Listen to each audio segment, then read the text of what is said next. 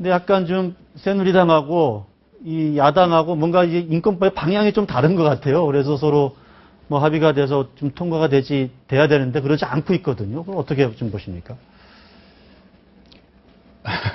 이 국제사회에서 네. 그 뭐 유엔이나 뭐 다른 그 국제 회의 같은 데 참석을 했을 때 대한민국에서 북한 인권법이 예. 지금 10년째 계류가 돼 있다.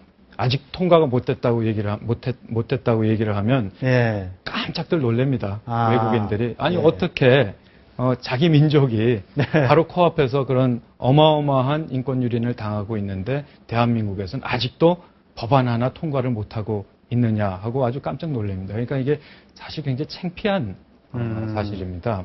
자, 지금 그 여야당이 대립돼 있죠. 그래서 야당은 자꾸 민생 부분을 얘기를 하고 있습니다. 그러니까 북한 인권법, 뭐 북한 인권 민생법. 처음에는 인권 자체를 빼고 그렇죠. 민생에 예, 이제 예. 포커스를 맞췄는데 제일 중요한 거는 인권이라는 그 자체가 정치화되고 있다는 것이 그게 굉장히 큰 문제입니다. 우리나라 국회가.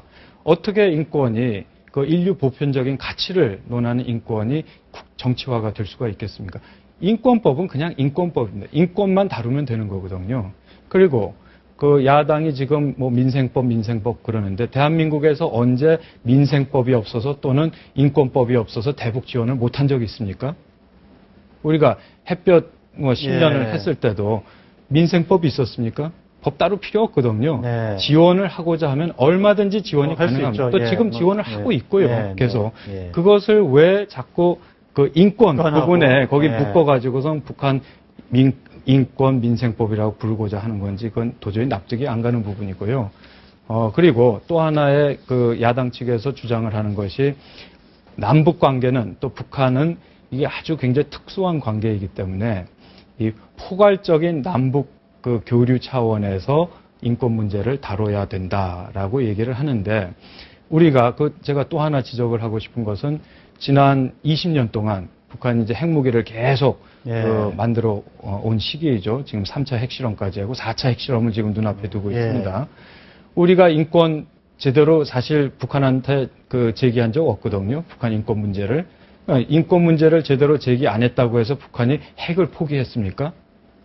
핵실험을 안 했습니까?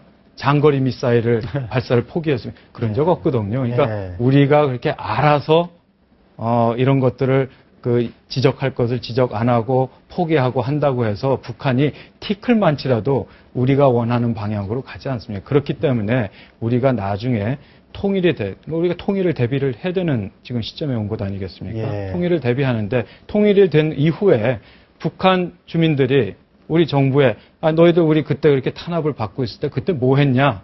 라고 물어봤을 때 우리는 떳떳하게 얘기를 할 수 있어야 됩니다. 그런데 과연 지금 우리가 행하고 있는 이 실태가 떳떳하겠는가? 네. 그렇게 보지 않거든요. 그렇기 때문에 네. 지금이라도 늦지 않았으니까 우리 국회에서 국회의원분들이 제대로 된 북한 인권법, 제대로 된 네. 북한 인권법은 단 한 가지밖에 없습니다. 북한 인권을 개선시키는 것이 북한 인권법, 제대로 된 북한 인권법입니다. 그것을 빨리 만들어 주셨으면 하는 게 제 희망입니다.